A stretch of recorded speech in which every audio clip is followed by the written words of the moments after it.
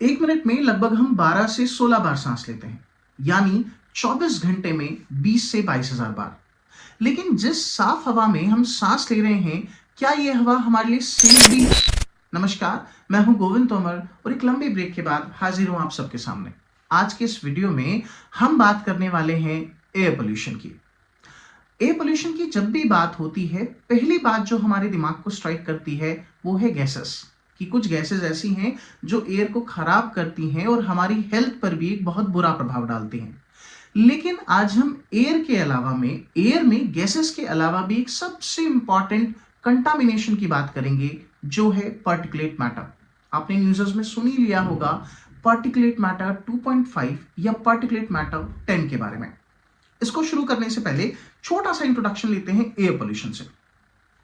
Air pollution का मतलब है कि एयर में किसी भी तरह का ऐसा कंटामिनेशन जो एयर में काफी टाइम तक रहता है और इसका एक बैड इंपैक्ट है, खराब इफेक्ट है ह्यूमंस पर, एनिमल्स पर और हमारे नेचर पर। अब पॉल्यूटेंट मेजरली हम दो तरह से क्लासिफाई करते हैं, primary pollutant and secondary pollutant. Primary pollutant ऐसे पॉल्यूटेंट को कहा जाता है जो डायरेक्टली अपने सोर्स से एमिट होते हैं। फॉर एग्जाम्पल कुछ गैसेस जैसे कि कार्बन मोनोऑक्साइड इनकम्प्लीट कंबशन से जो है ये प्रोड्यूस होती है, तो डायरेक्टली अपने सोर्स से आ रही है।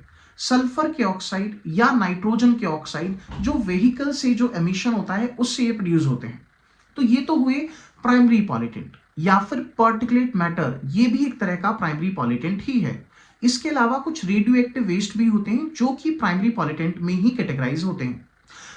सेकेंडरी पॉल्यूटेंट का मतलब होता है ऐसे पॉल्यूटेंट जो प्राइमरी पॉल्यूटेंट के रिएक्शन के थ्रू बनते हैं। फॉर एग्जाम्पल ओजोन रिएक्शन के थ्रू बनती है। सनलाइट जब जो है व्हीकल के एमिशन के कांटेक्ट में आती है, या ऑक्सीजन जब सिंगल नेसेंट ऑक्सीजन के साथ रिएक्ट करती है, तब हमारे लोअर एटमॉस्फेयर में भी ओजोन जैसे कंपाउंड बनते हैं। ओजोन जो कि स्ट्रेटोस्फेयर में तो हमें प्रोटेक्ट करता है, लेकिन टेरेस्ट्रियल एरिया में जो हमारा आसपास का वातावरण है, इसमें ये हमारे लिए एक जहरीली गैस साबित होता है। इस तरह के पॉल्यूटेंट सेकेंडरी पॉल्यूटेंट में आते हैं। अब पहले गैसेस के इफेक्ट समझते हैं। ठीक है, कुछ गैसेस जैसे कार्बन मोनोऑक्साइड ये इनकम्प्लीट कंबशन से प्रोड्यूस होती हैं। अब ये जब हमारी बॉडी में जाती हैं तो स्पेसिफिकली कार्बन मोनोऑक्साइड हमारे हीमोग्लोबिन से बाइंड होती है। हीमोग्लोबिन एक ऐसा पिगमेंट है हमारे शरीर में जो ऑक्सीजन और कार्बन डाइऑक्साइड के ट्रांसपोर्ट के लिए जरूरी है। अब अगर कार्बन मोनोऑक्साइड जो कि परमानेंटली हीमोग्लोबिन से बाइंड होती है, अगर ये हमारे शरीर में इसकी कंसंट्रेशन ज्यादा बढ़ जाए, तो ये हमें समस्या क्या करेगी कि हमारा हीमोग्लोबिन को ये ब्लॉक कर देगी, जिसकी वजह से ऑक्सीजन और कार्बन डाइऑक्साइड का ट्रांसपोर्ट प्रॉपर नहीं हो सकता और इससे बहुत सारी प्रॉब्लम हो सकती हैं, जैसे आपकी बॉडी में ऑक्सीजन का लेवल एकदम गिर जाना या आपको साइनोसिस हो जाना। साइनोसिस मतलब CO2 की कंसंट्रेशन बॉडी में बढ़ जाना, एंड इससे डेथ भी हो सकती है। कई बार आपने सुना होगा कि कुछ लोगों की घर में सिर्फ इस कारण से मौत होगी कि वो कुछ अंगीठी या चिमनी जला के सो रहे थे और कमरे में धुआं हो गया और वो मर गए। किसकी वजह से? मेनली दम घुटने की वजह से। इसके अलावा कुछ दूसरे पॉल्यूटेंट हैं जैसे नाइट्रोजन के ऑक्साइड या सल्फर के ऑक्साइड। अब जब ये हमारी आईज के कांटेक्ट में आते हैं तो आपकी आंखों में आपने देखा होगा जलन जैसी सिचुएशन हो जाती है। क्यों? क्योंकि हमारी आंखों में आंसुओं की एक बहुत पतली लेयर होती है, टीयर्स की एक फिल्म होती है। तो जब ये गैसेस इस टीयर की फिल्म से रिएक्ट करते हैं तो एक माइल्ड एसिड बनाते हैं जो कि हमारी आईज को बर्निंग सेंसेशन जो है देती है। इसके अलावा इनका दूसरा लंग्स पर भी जो है इनके बहुत जो है दुष्प्रभाव है। बट आज हम पार्टिकुलेट मैटर की बात करेंगे। पार्टिकुलेट मैटर या PM ऐसे फाइन पार्टिकल को कहा जाता है जो सॉलिड्स हो सकते हैं या लिक्विड के पार्टिकल हो सकते हैं। ये एयर में काफी टाइम तक जो है सस्पेंडेड रहते हैं। अगर आम भाषा में आपको समझाऊं तो पार्टिकुलेट मैटर को आप ऐसे समझ सकते हैं जैसे मिट्टी के कण, धूल के कण या राख के कण हवा में घुल गए हों। अब बात करते हैं मेनली दो तरह के PM की, that is particulate matter 10 and particulate matter 2.5। अब ये 10 या 2.5 क्या है? ये इसका साइज है, दैट इज 10 माइक्रोमीटर या 2.5 माइक्रोमीटर। ठीक है, आप ऐसे समझ सकते हैं कि आपकी जो बाल की थिकनेस है, मतलब अगर मैं अपने बाल की मोटाई की बात करूं, ये 50 से 70 माइक्रोमीटर होती है। अब आप देख लीजिए कि PM10 या PM2.5 का साइज कितना छोटा होता होगा। देखिए, जब हम सांस लेते हैं तो हवा के साथ ये पीएम हमारी बॉडी में एंटर करते हैं। PM10 फिर भी थोड़ा सा बड़ा है। अब जब ये हमारी नाक के थ्रू हमारी बॉडी में जाता है और हमारी लंग्स के अंदर पहुंचता है, तो फिर भी हमारी लंग्स का एक मैकेनिज्म है, इम्यून सिस्टम का मैकेनिज्म, जिसमें हमारे लंग्स के अपर रेस्पिरेटरी ट्रैक्ट में सीलिया जैसे स्ट्रक्चर्स होते हैं, जो हेयर लाइक बाल जैसे स्ट्रक्चर्स हैं, और वो फिर भी इस PM10 को बाहर निकालते हैं। PM10 हमारे अपर रेस्पिरेटरी एरिया को अफेक्ट कर सकता है। इससे प्रॉब्लम है, लेकिन इससे कहीं ज्यादा प्रॉब्लम हमें PM2.5 से होती है। PM2.5 बहुत ही ज्यादा छोटा है, और ये इतना ज्यादा छोटा है कि आपकी एल्वियोलाई तक, एल्वियोलाई वो जगह होती है जहां गैसेस का एक्चुअल में एक्सचेंज होता है, वहां तक ये पहुंच जाता है। और सिर्फ ये एल्वियोलाई तक ही नहीं पहुंचता, एल्वियोलाई से आगे क्रॉस करके ये एंटर होता है आपकी ब्लड स्ट्रीम में। आप ऐसे समझिए कि आपके खून में धूल के कण आ चुके हैं, मिट्टी के कण आ चुके हैं। ये तो मैं आपको समझाने के लिए बता रहा हूं। PM2.5 मिट्टी के कणों से भी कहीं बहुत ज्यादा छोटा होता है साइज में। अब जब ये आपके ब्लड में आ चुका है तो आपके टिश्यूज में, आपके हार्ट में, मतलब हमारी वाइटल ऑर्गन में भी ये डिपॉजिट होगा। और PM2.5 की वजह से हमें कार्डियोवैस्कुलर इश्यूज होते हैं, बहुत सारे कार्डियोवैस्कुलर इश्यूज होते हैं। तो पार्टिकुलेट मैटर हमारे लिए बहुत ज्यादा खतरनाक है। इसीलिए जब भी आप बाहर निकलें, और अगर आप शहर में हैं, दिल्ली जैसे शहर में हैं, तो आप पहले अपनी एयर का AQI चेक कीजिए।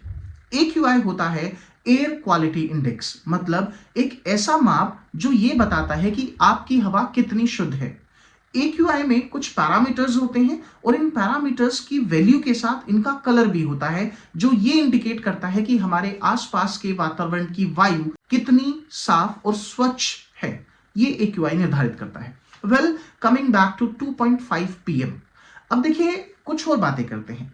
PM2.5 जब हमारे लंग्स के अंदर एंटर ले लेता है, तो हमारा लंग्स अपनी डिफेंस मैकेनिज्म के तौर पर कुछ ROS स्पीसीज को प्रोड्यूस करता है, जिसे रिएक्टिव ऑक्सीजन स्पीसीज कहा जाता है। रिएक्टिव ऑक्सीजन स्पीसीज, ये रिएक्टिव ऑक्सीजन स्पीसीज यूं तो एक रिस्पॉन्स में पैदा होती हैं, लेकिन यदि ये रिएक्टिव ऑक्सीजन स्पीसीज एक मात्रा से ज्यादा मात्रा में हमारे शरीर में बने, तो ये हमारे ही सेल्स को, हमारे ही लंग्स को डैमेज करना शुरू कर देंगी। आप ऐसे कह सकते हैं कि PM2.5 या पार्टिकुलेट मैटर हमारे टिश्यूज का ऑक्सीडेशन करता है। ये बिल्कुल ऐसे है जैसे लोहे में जंग लग जाए और लोहा धीरे धीरे खत्म होने लगता है। इसी हिसाब से हमारा लंग्स और हमारी सेल्स धीरे धीरे धीरे इसका ऑक्सीडेशन शुरू हो जाता है, इस पर ऑक्सीडेटिव स्ट्रेस बढ़ जाता है, और ये धीरे धीरे खत्म होने लग जाती है। केवल लंग्स नहीं, इसके अलावा हार्ट भी PM2.5 या पार्टिकुलेट मैटर हमें कार्डियोवैस्कुलर इश्यूज भी करता है। Let us be specific for certain disease due to air pollution. देखिए, कुछ ऐसी बीमारियां जैसे एम्फाइजमा। एम्फाइजमा में एग्जैक्टली होता क्या है कि हमारे लंग की सरफेस रिड्यूस हो जाती है। अगर आपके लंग्स की सरफेस रिड्यूस हो गई, दैट मीन्स कि जो भी एरिया एक्सचेंज के लिए अवेलेबल होना है वो कम हो गया। तो जितना भी गैसेस का एक्सचेंज, मतलब ऑक्सीजन और कार्बन डाइऑक्साइड का एक्सचेंज होता है, उससे कम होगा और आपको सांस लेने में तकलीफ होगी। इसे एम्फाइजमा कहा जाता है। इसका मेजर जो कॉज है वो है smoking. I have already recorded a video on smoking, और हमने ऑलरेडी उसके बारे में बात कर ली है। बट ये यूथ की सबसे बड़ी प्रॉब्लम है, दैट इज फर्स्ट। इसके अलावा COPD, that is chronic obstructive pulmonary disorder, ये बहुत से कारणों की वजह से हो सकती है। इसमें एयर पोल्यूशन का भी एक मुख्य रोल है ना। जो गैसेस हम लोग इनहेल करते हैं, जो पार्टिकुलेट मैटर हम लोग इनहेल करते हैं, ये हमारे लंग्स में डिपॉजिट होता जाता है, हमको ब्रोंकाइटिस जैसी प्रॉब्लम करता है। ब्रोंकाइटिस, आप ये समझ लीजिए कि आपके लंग्स की सूजन, आपके लंग्स में एक तरह का जो है प्रॉब्लम चल रही है ना। इन्फ्लेमेशन आप ऐसे समझ सकते हैं जैसे मान लीजिए किसी ने आपको काट लिया, किसी ततैये ने आपको काट लिया, वास्प ने आपको काट लिया, तो चारों तरफ का रीजन स्वेल कर जाता है ना, रेडनेस हो जाती है, इसी को इन्फ्लेमेशन कहते हैं। तो आपके लंग्स का इन्फ्लेमेशन, आपके रेस्पिरेटरी ट्रैक्ट का वो रास्ता जिससे हवा अंदर जाती है, उसका इन्फ्लेमेशन हो जाता है, दैट इज COPD। मैंने आपको पहले ही बता दिया कि ऑक्सीडेटिव स्ट्रेस बहुत ज्यादा बढ़ जाता है। ऑक्सीडेटिव स्ट्रेस का मतलब है कि टेक्निकली ऐसे केमिकल्स जो हैं लंग्स के अंदर बन रहे हैं, बन तो ये बचाव के लिए रहे हैं, लेकिन जब इनकी मात्रा ज्यादा हो जाती है तो ये अपने ही लंग्स को नुकसान देने लग जाती है, दैट इज ऑक्सीडेटिव स्ट्रेस बढ़ जाता है, रिएक्टिव ऑक्सीजन स्पीशीज बढ़ जाती है। ऐसे पेशेंट जो ऑलरेडी एस्थमा या ब्रोंकाइटिस से सफर कर रहे हैं, उनको एयर पोल्यूशन में या पॉल्यूटेंट की कंसेंट्रेशन बढ़ जाने से और ज्यादा प्रॉब्लम होती है। तो केवल एयर पोल्यूशन दिवाली के बाद ही नहीं है, कि ऐसा नहीं है कि पटाखे फोड़ने से ही पोल्यूशन हो गया। बहुत सारे ऐसे कारण हैं। हम गाड़ियों का धुआं निकलता हुआ देखते हैं, एंड ऑफ कोर्स जो ये पटाखे, अब शादियों का सीजन चल रहा है, इसमें तो ये तो ऐड हो ही रहे हैं, आप तो ये लगा ली कि ये ऐड हो ही रहे हैं। बट ये जो गाड़ियां हैं, व्हीकल्स हैं, है ना, और बहुत सारे व्हीकल्स ऐसे हैं जो बहुत ज्यादा जो है पोल्यूटेंट जो है एमिट करते हैं, ठीक है, बट दुर्भाग्यवश इन पे कोई कार्रवाई होती नहीं है, ठीक है। तो एक तो व्हीकल्स का जो एमिशन हो गया, इसके अलावा जो जंगल में, है ना, जो फॉरेस्ट में फायर लग जाती है उससे, इसके अलावा स्टबर्न जो है, पराली जो है, उसको जलाया जाता है, बहुत ज्यादा पोल्यूशन जो है हमारे वातावरण में फैलाती है। और ऐसा नहीं है कि सिर्फ जहां ये जलाई जा रही है केवल उसकी वजह से पोल्यूशन हो रहा है, नहीं, ये हवा किसी बाउंड्री, किसी नेबरहुड को नहीं जानती, ये किसी इंटरनेशनल बॉर्डर, नेशनल बॉर्डर को नहीं पहचानती, ये चारों तरफ जाती है, हर घर में जाती है। इसके अलावा एयर पोल्यूशन के सोर्सेस फैक्ट्रीज हैं। इन फैक्ट्रीज से जो धुएं निकलते हैं, ऑल्दो इनको जो है इंस्ट्रक्शंस होती हैं कि ये इस तरह के इक्विपमेंट्स जो है यूज करें जिससे एयर पॉल्यूशन को कम किया जा सके, लेकिन ये केवल और केवल हमें पन्नों में देखने को मिलता है। रियलिटी क्या है ये शायद आप और मैं दोनों ही जानते हैं। इसके अलावा और भी बहुत सारे कारण हो सकते हैं।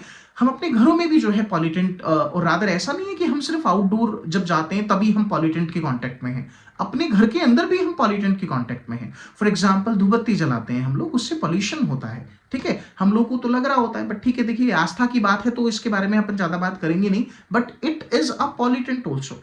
इसके अलावा आपने देखा होगा कि कभी कभी जब पेंट हो जाता है घर में, है ना, तो या लकड़ी का पेंट हुआ, वुड का पेंट हुआ, किसी लोहे पे पेंट हुआ, तो हमारी आंखें जल रही होती हैं, अजीब सी स्मेल होती है। What is this? This is a kind of pollutant that is entering your nose as well as your eye, है ना। ये वॉलेटाइल ऑर्गेनिक कंपाउंड्स हैं जो एयर में धीरे धीरे जो है डिसॉल्व होने लग जाते हैं, एंड आपकी इनहेल के साथ, आपकी ब्रीथ के साथ, आपकी सांस के साथ ये आपकी बॉडी में जाते हैं।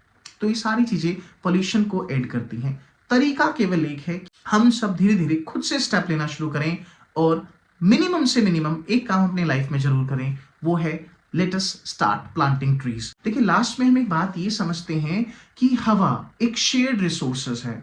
ये बॉर्डर्स या फिर नेबरहुड तो नहीं जानता कि गंदी हवा है तो उसको यहीं रहना है, या साफ हवा है तो वो आपके घर में आएगी।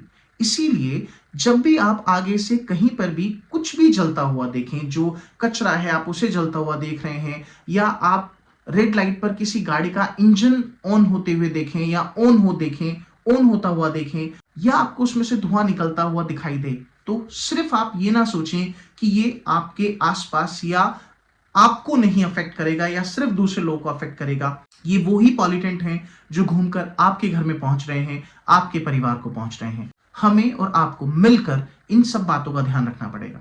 कुछ चीजें जो हम अपने लेवल पर कर सकते हैं, मैंने आपको पहला बताया कि पहले तो आप AQI चेक करके बाहर निकलें।